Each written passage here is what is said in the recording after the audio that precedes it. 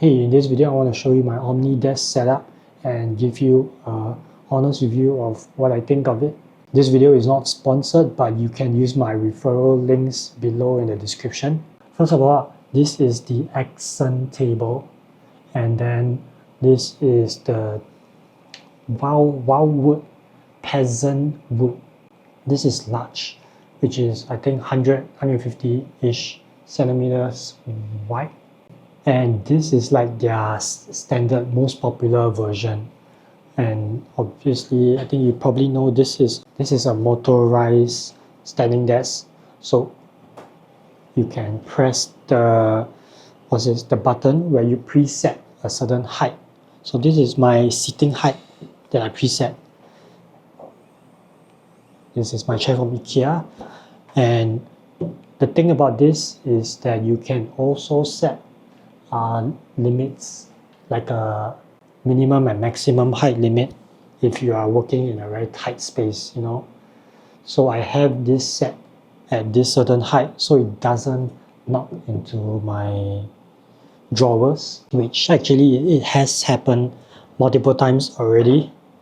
You can see this, I'm not sure if you can see, there's like a mark here. I have this also on a standing height, which is number 1. If I want it to go higher, I have a number 2, which goes as high as I can, because for me, going too high is not an issue, but going too low is an issue. And then, so this is the normal, usual height that I put it at. So the height that I feel that is right is when you're standing, and then your arms is at this level. So it's just right for you to move around like this. If you're like this working, then you're it's not in a natural relaxed position, right? And then if it is too low, like this, you're gonna strain certain parts of your arms and shoulders.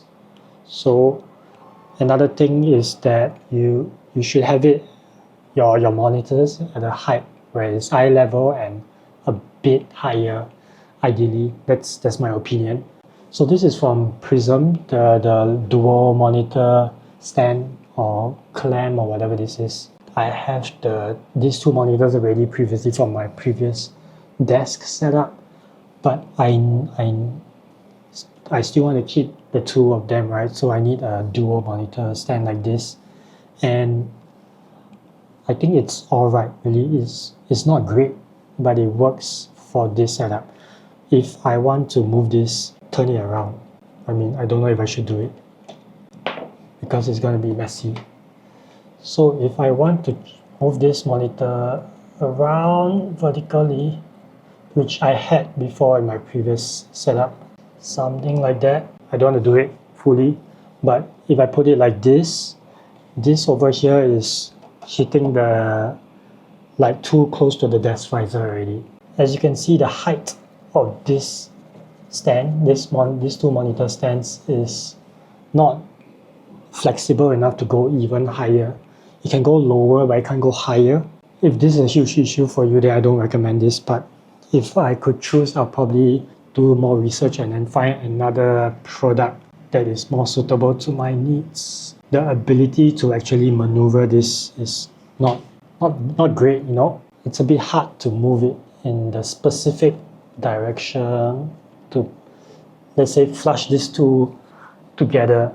It's not easy. This is the Arc Stealth Duo that you buy together when you check out. When I bought it together when I check out from Omnidesk, but it is actually from Prism, right? So over here you can see the back side of the arm. So you can see the back here, there's a hole for your cables to go in. Below is a cable management tray or container, whatever you want to call it. If you want to flush this to the edge of your wall, you cannot put it here, so you have to put it in clamp it to this hole over here, inside here. I'm considering moving this out here, but then I need to think how should the cables actually be moved around. So you can see all this, you have to do it yourself. Mount it on the monitors onto this stand yourself, and it's actually quite a bit of work. Overall, it's pretty sturdy, but it's not easy to like move it to the exact position that you want. So the first lot of stuff that I got is the table, the desk riser, this monitor arm, these drawers. I also bought these drawers at the same time, but then they were out of stock, so they were delivered at a separate time. So welcome to under the table. This is what it looks like under the table. I have with me this is the cable management thing, and then this is the motor stuff here. This is the power tray. I got two of them on the left and the right. You may think it's a lot.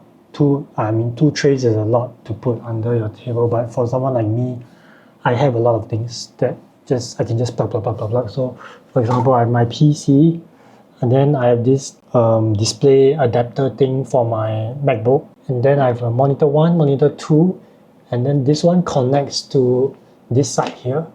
So one of the power tray connects to another power tray, and then that first power tray connects to like your socket on the floor, whatever. So you don't need to connect two power trays to the floor or to another separate socket. So on this side, one power is for the desk. This power is light. It's very minimal in terms of its functionality, but it's very nice. I like little lights like that. This light is from IKEA. What is the strip light from IKEA? I took it and then I just chucked a whole lot of it inside the cable management thing to give like this light glowing, or this like accent of light under the table. If it is a bit more exposed, then it'll be a bit more brighter. So this another one is for the light that you saw on my desk, this circular light. Over here, this is a charger for a vacuum cleaner. This one, the last one connects to the top, the power tray that you saw on top that is clamped to the table, the desk on the tabletop, which you may think that why do you need to buy another extra clamp on top? It's just a bit of convenience, right? Since you like already spent almost 1,000 plus on a desk and all the accessories, why not just buy another top thing? But that was with a discount, right? Because from the first purchase you get some discounts, and then the second purchase they make you buy a bit more. So how many power sockets left empty? 1, 2 left. 2 left that are empty. I mean, I can remove this one for the vacuum, and then over here I have some humidifier and an air purifier, not from Stella. I mean, generally I think air purifiers are good, but they're not like life-changing. So I just use it every once in a while. But generally I also like to open up the windows in the day for air ventilation, so it's not the same stuffy air that I'm breathing in day in, day out. On this side here, this is for a PC. This is a PC mount, so it's adjustable. I haven't done it in so long, but basically it's adjustable like this. It's also adjustable if you put it down like that. Oh, it's so noisy. But yeah, I haven't the reason why I got it is because there are some discounts, and I thought I would buy the tray, the power tray on top that is clamped, and then I might as well get this first. I was thinking of putting a Nest server here, but maybe in the future I also want to put an actual big PC build here. But the cons is that I have so much stuff already under the table that it is very easy to, like, when you're standing around, you just kick your knee just hits onto all these things. The drawer here, then there is a desk drawer here. The chest drawer is very easy to hit. This thing extra, also very easy to like knock onto it. So the thing is, right, the idea is very nice that you can mount a lot of stuff. All these things that I can put under the table is a nice idea, But if you, I'm really maxing out. So when the delivery people came to install the drawer, they say, oh, there's not enough space here. And then when they want to install this, they say, if you put this here, you cannot put this here, or something like that. And because I have this, the controller is on this side, or the right side of the desk, I cannot put the drawer here. But if I want to move it, then it's going to be a huge hassle for them to move it onto the right side. On here, then since I have the drawer here, I cannot put the desk mount, the PC mount on the same side as the drawer, right? So if you start over putting stuff, if there's a word, if you put too much stuff under your desk, it's going to be a huge problem. But the cable management, I think, was probably a good thing, even though essentially it's just extra drawer like space. It's just a huge space for you to put your cables and stuff like that. But I would say that it's not that easy to use. I'm just like stuffing all cables inside and hoping that it will just not be a problem. Now Omnidesk also sells the pegboard that you can put on the desk, something like standing, kind of in a standing way. But I got this from IKEA.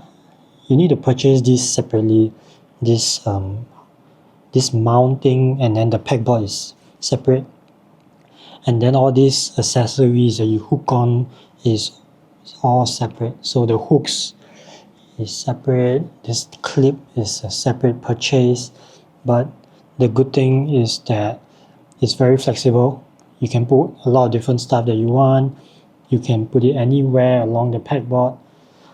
And then I have these all my remotes. And then on the other side, which is the inside part of this, I have a space for me to put, let's say, like some easily accessible stuff like tape. I clip on some papers that are more recent. Yeah, this is a desk mat that I got. Let me see. So this is a desk mat that I use occasionally now on my setup. But sometimes I feel like the wood is nice, so I don't want to like put this pink thing on my desk.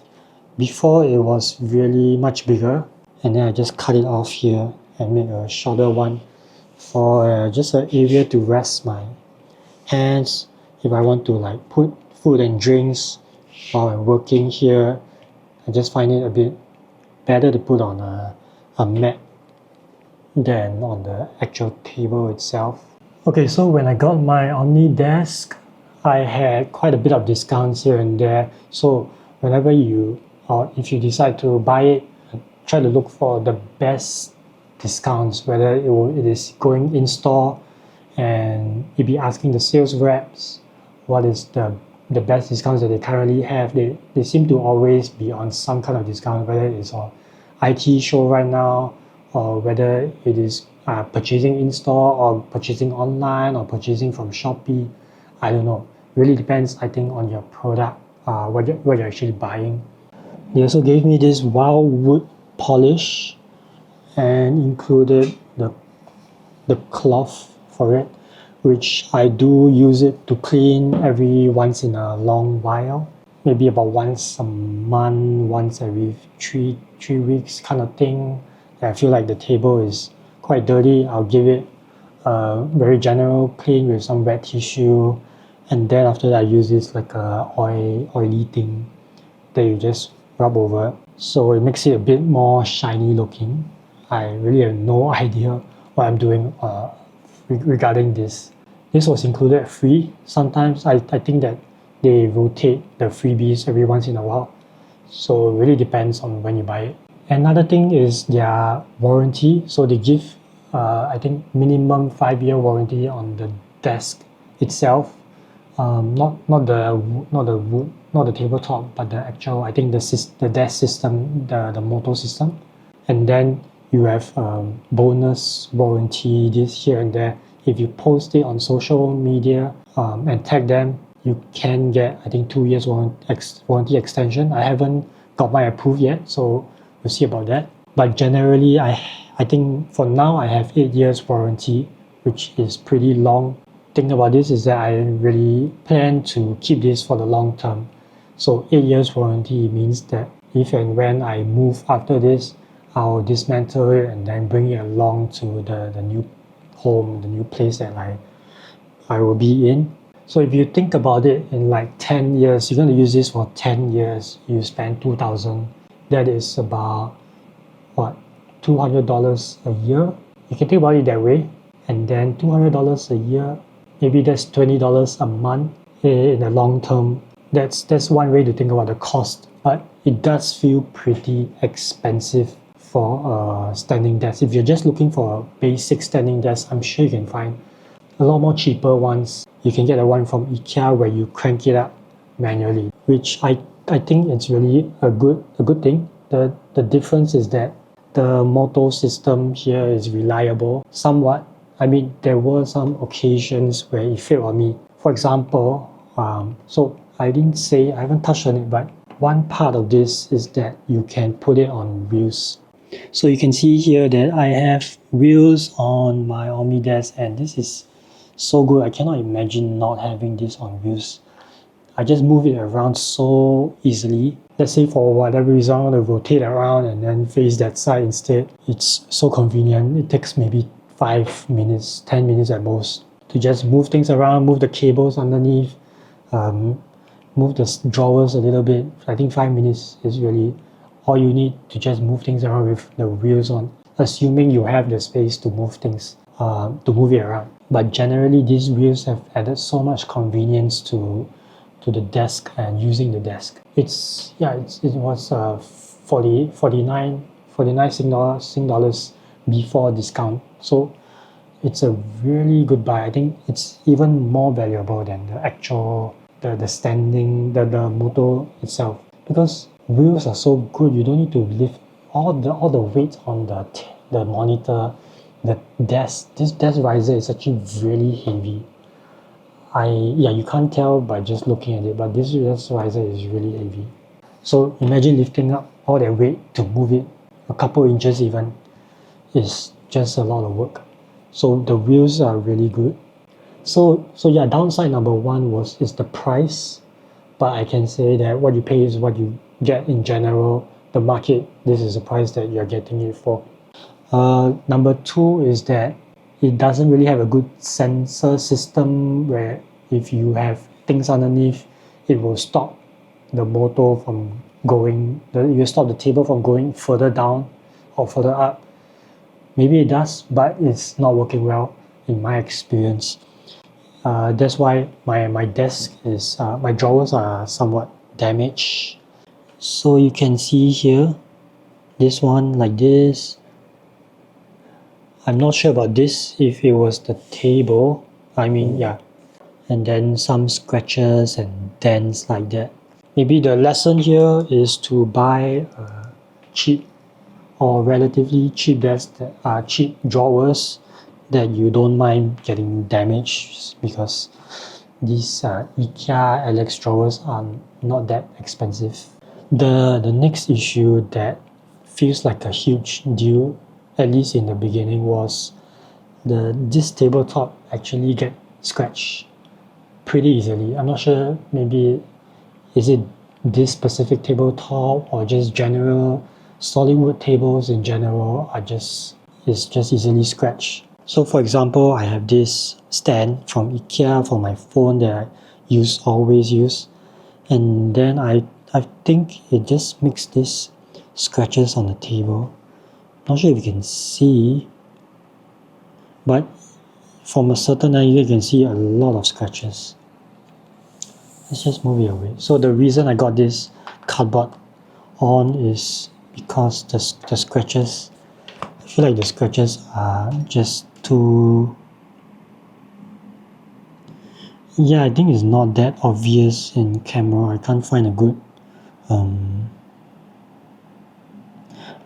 angle here to really see the scratches. Another thing is that I get this like spots. You can see these spots. I think it's also scratches, but these like marks, and I'm not sure where or how they actually happen. But generally, I think it's just something that I will have to live with, that I just have to accept in a certain way. It's my first time actually having something that is probably this kind of a solid wood. Other than just cleaning it or not doing crazy stuff like scratching it, doing arts and crafts on the table, I'm not sure how exactly what you should do to protect your tabletop from being scratched and all that. But yes, that's how it is. Maybe in the future, like in the long term, after a couple of years, I'll get used to it, and then I will maybe treat it more artsy-fartsy and then paint on it, draw on it, like make it your own kind of thing.